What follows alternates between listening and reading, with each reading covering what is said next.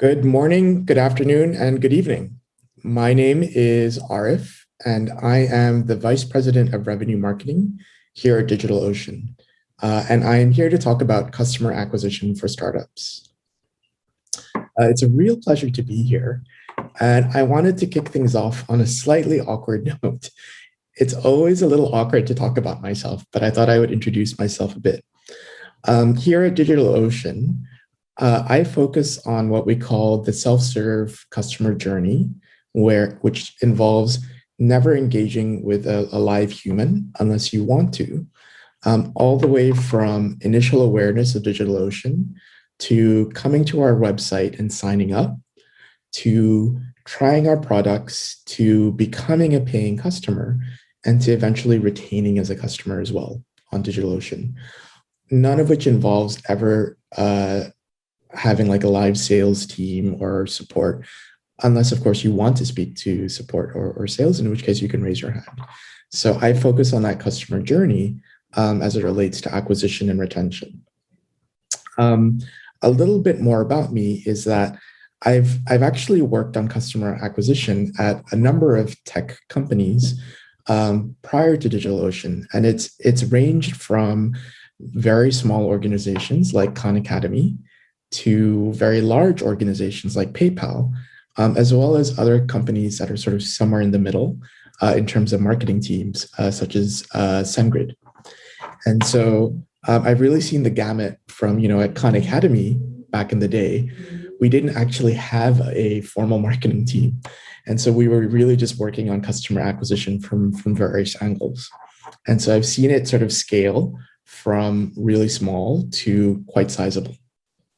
And so I thought this session would be interesting for entrepreneurs or other folks trying to monetize or build a business out of their projects and their products and services, and who are looking to scale.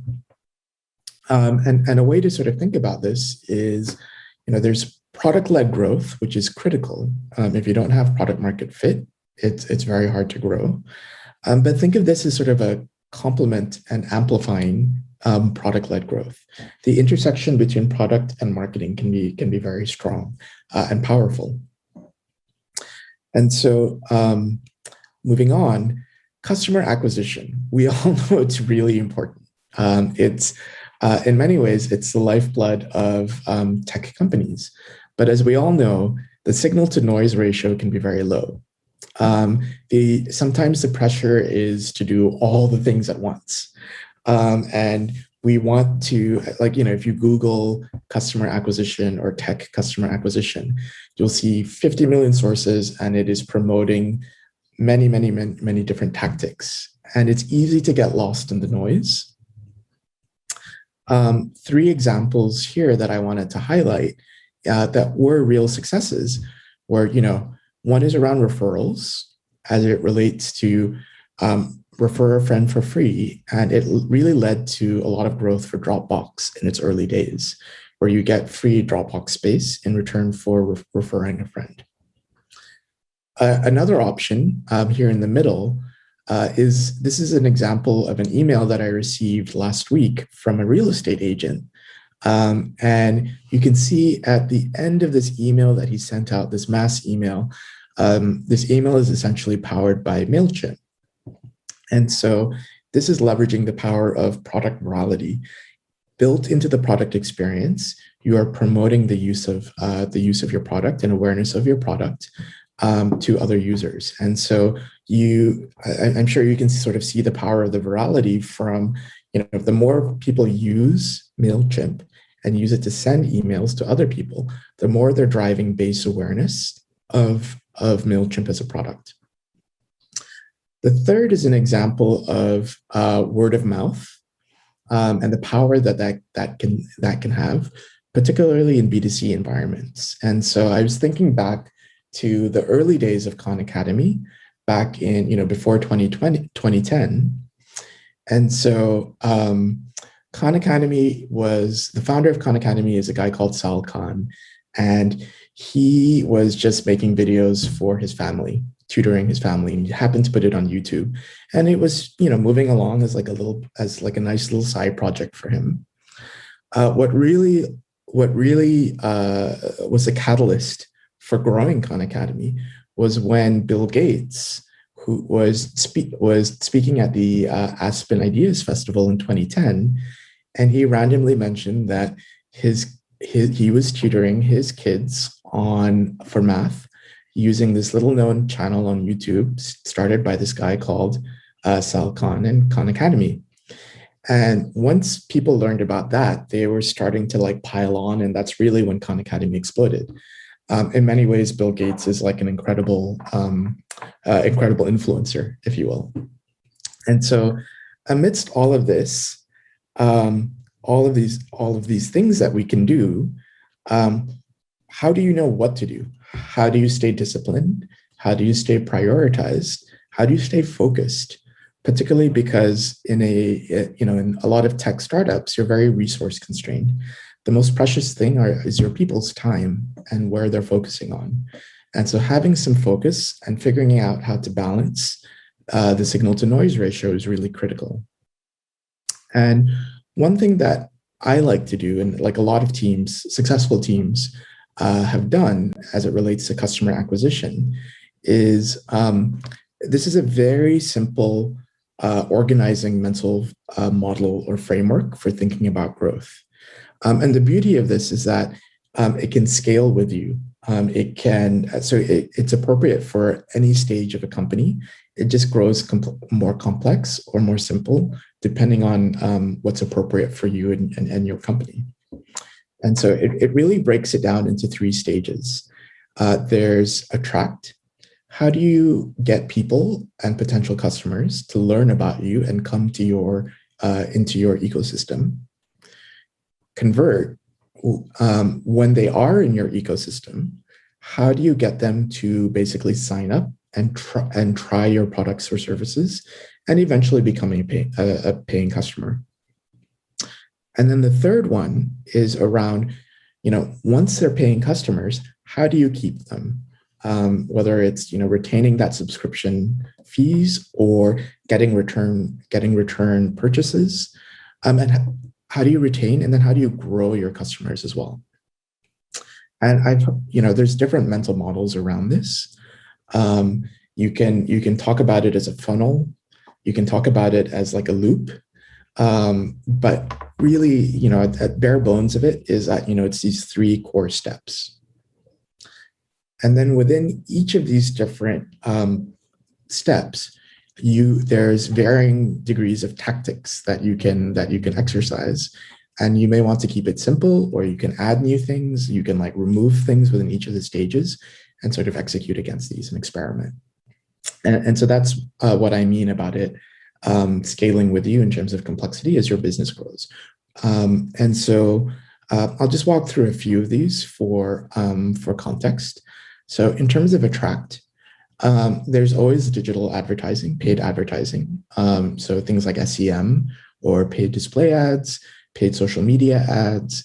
There are free versions as well in terms of digital traffic, such as SEO strategies. There's working with partners, using affiliates. And then, there's like all sorts of things you can do around, email, events, direct or sort of like TV or print ads, contests and offers. There's like a range of things, and you sort of have to sort of think about what makes sense for your business and your budget. And I'll talk a little bit more about this later on in this material. In terms of conversion, a lot of that sort of sits on your website usually. And so think about the website experience. What are the landing pages people arrive on? How do you think about the sign-up flow and the onboarding? How do you encourage folks to onboard with as little friction as possible? How do you think about your product bundles and pricing? And one of the core concepts embedded within this is the use of free trials. There's this concept here where you're asking for people to commit to you, commit their time, commit their dollars, commit their span of attention. And so it's always easier sometimes when you're newer to ask them to try before they buy, because you're providing them value before you try and extract value from them. And so experimenting with free trials can be a very powerful tool as well. Another thing here is around lifecycle emails, just to help them through the whole sort of sign up and initial trialing experience. Emails are, I'm a little biased in that I come from SendGrid in the past, so I think emails can work, and I think they have a very strong ROI because emails are so cheap, and it's a strong way to communicate with your customers. In the third stage, there's a range of things that you can do. Some are tied to tactics around retaining your existing customers. Some are tied towards growing your customers. So things like, again, email alerts when you're reaching certain thresholds of usage. System events and time-based features can be critical, particularly if it's in-app and in the experience. Blogs and content, continuing to sort of like promote content. Referral programs are critical, can be really powerful, where if you've got happy customers, getting your happy customers to like refer more new customers in can be a very powerful tactic. A lot of that depends on having happy customers and getting them to and identifying who they are, and then giving them a compelling proposition in order to sort of like refer folks into you. And then product virality we mentioned as well. And one of the things that I think was interesting about this is that here at DigitalOcean, we're constantly experimenting with different kinds of channels and tactics across all of these different areas and more. And it's always surprising to me what works and what doesn't work, because to a large degree, we are led by the data and the results.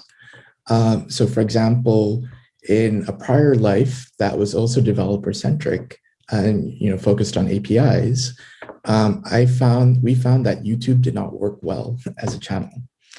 And yet here, which also is focusing on developers and a lot of it is API based, we find that YouTube works great. And so you never really know. You might have intuitions, but you never really know what works and what doesn't work until you try and you sort of see the results. And so moving on a little bit, let me just move this on. There you go. So, there's this framework that can scale with you, but some rules of thumb in terms of how to think about customer acquisition. One is don't over-design it, don't overthink it. Start, I like with my teams, I like to sort of like encourage them to crawl before you walk, before you run. And so don't overthink it. Start with like the quick, easy things, the quick wins, if you will. But do be metrics led, right? Like define a few metrics. Metrics will never be perfect, but it should hopefully describe 80% of the reality, and then you can make educated guesses based on that. So do be metrics led. The other thing is, and I referenced this before, my mental model is of a funnel. And so you want to start at the top of the funnel because it's hard to grow if you're not growing the top of the funnel. And then that sort of like, you can work your way down afterwards, right, to subsequent steps. And so it's always easier to grow the top of the funnel first and then optimize everything else downstream of that. And again, not to oversell it, but experiment. See what's working, see what's not working, fine tune those things, set some core things up. One of the core things is that like, hey, if you're seeing like lack of performance or better performance in sort of the top of the funnel with the attract stage, that's a different set of levers and that's a different set of resources that you might be pulling, as opposed to like improving your sign up flow and onboarding experience, right? That might require more product work. So you want to be very thoughtful about where you're playing, because it speaks to the resources that you're using and the teams that you're pulling on if needed. And so just I thought it might be helpful just to show like how we do it here at DO. And so this is relatively real life, but all the data is like made up. right? The actual data is dummy data. But every week, I meet with multiple members of different teams, and we take a look at customer acquisition numbers. And I think about it in terms of the funnel, right? I start with looking at like, hey, how many unique visitors are coming to our website, excluding our existing customers? I look at folks who create accounts and folks who are like engaging and trialing with our products, and then who converts to a paying customer for the first time. Do they sort of retain into the third month? After that, it's a little bit more stable. I look at the average revenue per user, and I look at the combination of the number of customers times the revenue per user gives you a sense of revenue. And I do a best guess of what do we think we can get, and then I compare it to actuals, and then I compare it to like year-on-year growth rates. And the details of this don't matter as much as studying the data and really understanding. For example, if I were to look at this dummy set of data, I would be like, hey, why are we doing so well in terms of acquisition channels? What's driving growth there? Are they performing downstream? Are they converting downstream? Can we go do more? Like, can we shut some things off that aren't working? And can we do more of the stuff that is working? What would that take? Another thing I would be looking at is like, oh, why is engagement here slower? Is it something on our website? Is it something on our sign-up flows? Maybe we should be, it's still obviously growing really well, but, why is there some leakage there?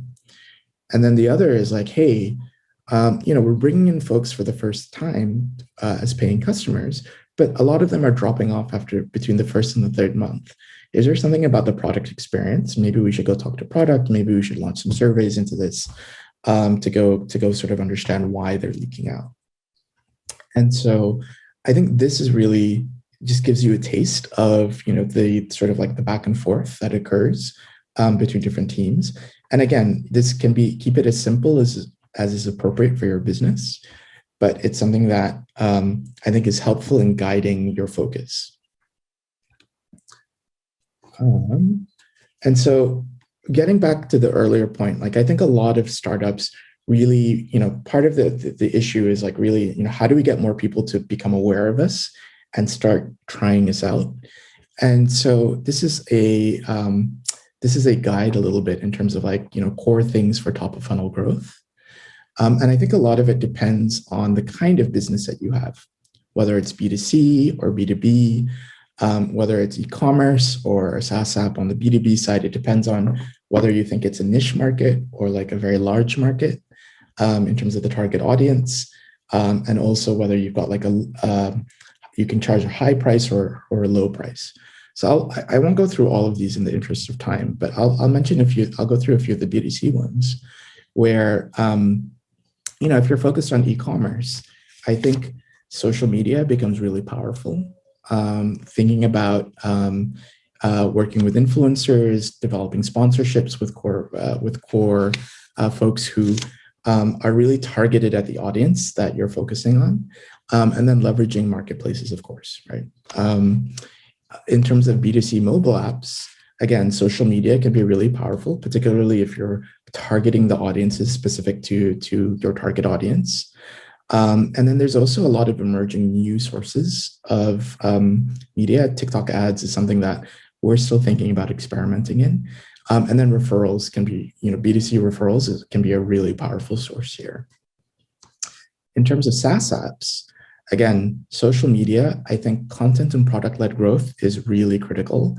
And then also leveraging partnerships and marketplaces. And marketplaces, you can focus on placing your product in marketplaces like DigitalOcean or Atlassian's. There's like a range of marketplaces out there. But the key is that you don't really know. The prior slide was like, a starter for like different things. But I think that the core here is that you never really know, and you should like do some experiments. I'm a big fan of indie hackers, and so I just culled from them some things that that they've looked at as well from the common experience of indie hackers that have worked well for experimentation in early stages. The last point here, I think, is really around, what's the MarTech stack that you need to enable experimentation? And, you can keep it really simple, collect some events, and then start to infuse them into your various marketing platforms. This is a really simple example where, you'll have and to be clear, I'm not advocating any particular product or service here. So I think Segment is a good example of a customer data platform that you can then use to push out into different services, whether it's an analytics tool, in-app messaging tool, as well as your payment services. I think just seeing a couple of questions here, just answering really quickly. I think leveraging marketplaces is a good example of that.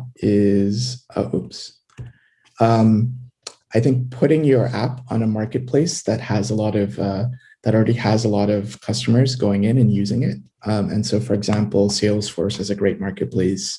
Twilio has a great marketplace. There's a range of them out there. In terms of niche B2B, I think the question is really around, do you think, even though you're selling to businesses, do you think it's a few businesses, or do you think it's a very large market that you're going after? An example of that could be selling to all SMBs in the world, or all developers in SMBs in the world. That's potentially a really large market. But if a niche version of that could be SMBs who want a really obscure framework, right? And that keeps it quite niche. The last point about the MarTech stack is that, as you grow and you scale, this is an example of actually DigitalOcean's current MarTech stack. It can get fairly complicated very quickly, but you can add more tools to it that connect to your CDP, whether it's Marketo for emails or other things. And you want to connect it to ad networks and Google Analytics. So these are things that you can sort of use to sort of scale over time. That's really it. The one thought I want to leave you with is that, the concept of experimentation and growth. The best digital, I like this quote from Rebecca Caden from USV. And the point is really that, experimentation is the key, and digital marketers of the future are really those who know how to run quick tests really quickly. And so a lot of what I've talked about is the sort of setup and framework for being able to run these quick tests, prove and disprove, and then focus on what you've proved, learn what failed, and then take that and use that to help design the next tests. I need to run, but I'm being told to wrap up. But it's been such a pleasure. Feel free to contact me. I've left my email address here. And then also, feel free to put any more questions on the speakers channel on Discord for more questions. Very, very happy to support and help anyone in their journey here. Thank you very much.